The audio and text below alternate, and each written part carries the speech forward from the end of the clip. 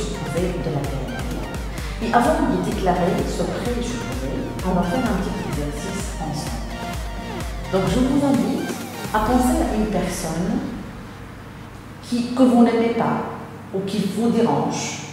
Vous avez un malentendu avec cette personne, donc je vous laisse la liberté de choisir la personne, d'imaginer cette personne et de faire ce geste-là.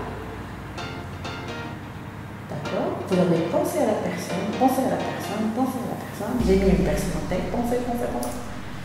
Et soudainement, vous ne pouvez plus garder le lien avec cette personne.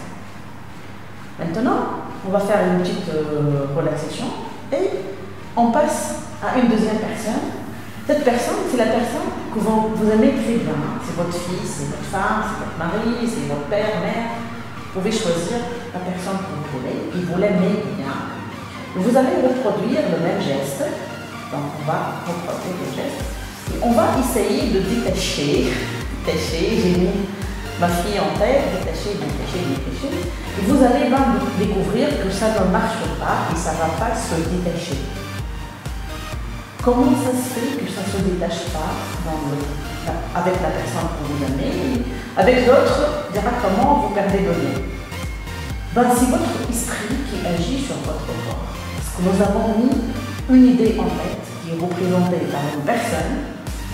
Et cette idée en tête, elle a agi sur nos doigts, donc sur notre corps.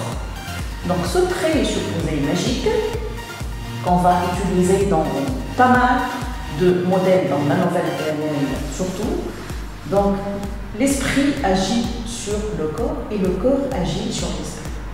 Donc il y a une relation dans les deux sens. Donc si on met une idée dans notre esprit, par exemple le matin, de bonheur, tu te mets une idée, je suis bien, tout va bien, la journée va passer impeccable. Bien sûr, vous allez sentir de belles émotions, vous allez être détendu, relaxé, et la journée, donc ce bien, il va être construit par vos hormones. Vous allez passer une journée agréable. Si vous changez d'idée le matin, par exemple, et vous dites « Ah, c'est une mauvaise journée, ça se passe pas bien, aujourd'hui ça semble, il y a le vent, il y a la pluie, c'est pas une belle journée », donc vous allez effectivement influencer votre corps et vous allez sentir des sentiments ou des émotions désagréables. Ça, c'est l'esprit qui agit sur le corps. Maintenant, le corps, comment il peut agir sur l'esprit? Bien évidemment, si vous prenez une posture bien définie, par exemple, si vous faites une posture de confiance, vous faites les épaules comme ça, vous êtes confiant, vous prenez vraiment la posture de centrage, de confiance et tout.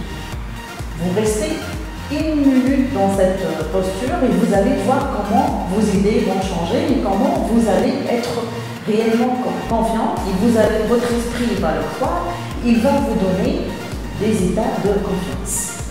Et c'est la même chose pour tous les états. Donc si on se met dans l'état, notre esprit, il le croit. Si on fait un faux rire, par exemple,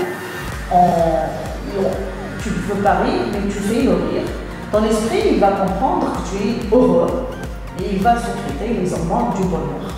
Donc le corps, il agit sur l'esprit. Donc cette relation entre corps et esprit, elle est très intéressante, n'est-ce pas? Et elle va me permettre d'agir sur le corps et sur l'esprit. Et elle va nous permettre d'accompagner plusieurs personnes pour guérir leur corps à travers leur esprit. Parce que vous savez que toutes les émotions qu'on ne sorte pas ou qu'on ne exprime pas, elles s'impriment dans notre corps. Et elles nous parlent.